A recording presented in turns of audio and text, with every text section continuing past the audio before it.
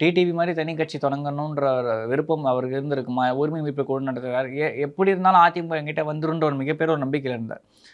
பாஜக வந்து அவருக்கு பின்னாடி இருந்து ரொம்ப சப்போர்ட் பண்ணுச்சுன்ற விஷயங்கள்லாம் நம்ம பார்த்துருந்தோம். வெளிப்படையாவே பார்த்துருந்தோம். ஆனா, இப்ப சமீபத்தில அமித்ஷாவ சந்திக்க ட்ரை பண்றார். முடியல.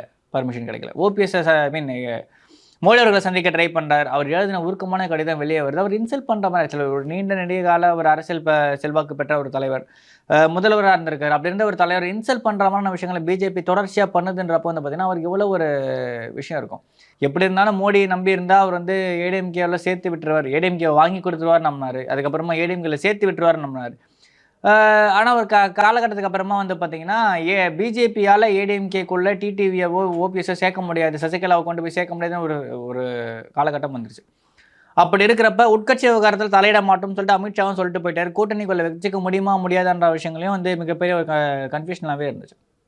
அப்படி இருக்கிறப்ப தேசிய ஜனநாயக கூட்டணியிலேருந்து வெளியேறேன்னு சொல்லி அனௌன்ஸ் பண்ணிட்டாரு. டிவிகேவோட போவாரான்னு கேட்டா, அதுக்கான அனுமானங்கள் நெறைய இருந்துச்சு. யூகங்கள் நெறைய இருந்துச்சு. டிவிகேல வந்து பார்த்தீங்கன்னா, தேமுதிக ஆகட்டும் சரி, ஓபிஎஸ் ஆகட்டும் சரி, இந்த கட்சியெல்லாம் வந்து பார்த்தீங்கன்னா, டிவிகேவோட அலையன்ஸ் வைக்க போகுதுன்னு சொல்லிட்டு. தேமுதிக இப்ப போயிட்டு முதல்வர சந்திச்சிருக்காங்க. அதுக்கப்புறமா வைகோ சொன்ன ஸ்டேட்மெண்ட்ட தான் எடுத்துக்கணும். தேமுதிக இருந்தா நான் இருக்க மாட்டேன்னு சொல்லி சொன்னது அபாண்டமான குற்றச்சாட்டுன்னா, அப்ப தேமுதிக உள்ள வரப்போகுதுன்னு தான் அர்த்தம். டிவிகேவோட அலையன்ஸ்க்கான வாய்ப்புன்றது குறைவு. மேபி நடக்காதுன்னு நம்ம சொல்ல முடியாது. வாய்ப்புன்றது குறைவு தான். ஓபிஎஸ் அதே மாரி தான் சொன்னாங்க. அவைத்தலைவர் போஸ்டிங் குடுக்குறாங்கன்ற மாரி விஷயங்கள்லாம் எழுதுறாங்க. எழுதுறவங்க என்ன வேணா எழுதலாம். ஓபிஎஸ் துணை முதல்வர் ஓபிஎஸ்ன்னு கூட எழுதலாம். ஏன்னா முக்குளத்தோரோட ஓட் பேங்க் அவர பேஸ் பண்ணி சொல்லணும் அப்படின்னா, முக்குளத்தோரோட ஓட் பேங்க ஓபிஎஸ் வந்து கன்சர்வேட்டிவா வச்சிருக்காரு. இந்த தேனி, ராமநாதபுரம் போன்ற பகுதியெல்லாம் வச்சிருக்காரு. இப்ப ரீசென்ட்டா பலாப்பழம் சின்னத்திலே போட்டுவிட்டு தோல்வி அடைஞ்சாரு.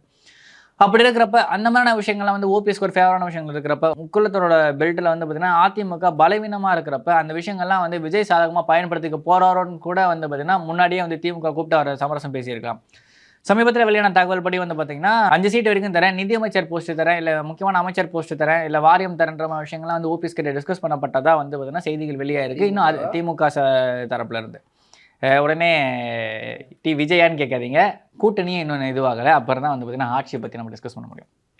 எங்க செப்டம்பர் மாநாட்டுல அப்ப நான் அறிவிக்கிறேன்ற விஷயங்கள் வந்து ஓபிஎஸ் அவர்கள் சொல்லியிருக்காரு. கூட்டணி சார்ந்த விஷயங்களா, இல்ல கட்சி சார்ந்த விஷயங்களா செப்டம்பர் மாநாட்டுல அறிவிக்கிறேன்னு சொல்லியிருக்காரு. செப்டம்பர் 4ஆம் தேதி ஒரு மாநாடு நடக்க போறதா ஒரு விஷயங்கள் வந்து வந்திருக்கு. அதுக்கு முன்னாடி பாமகவும் வந்து டிவி காலின்ஸ்ல போறதா சொல்லிட்டு இருந்தாங்க.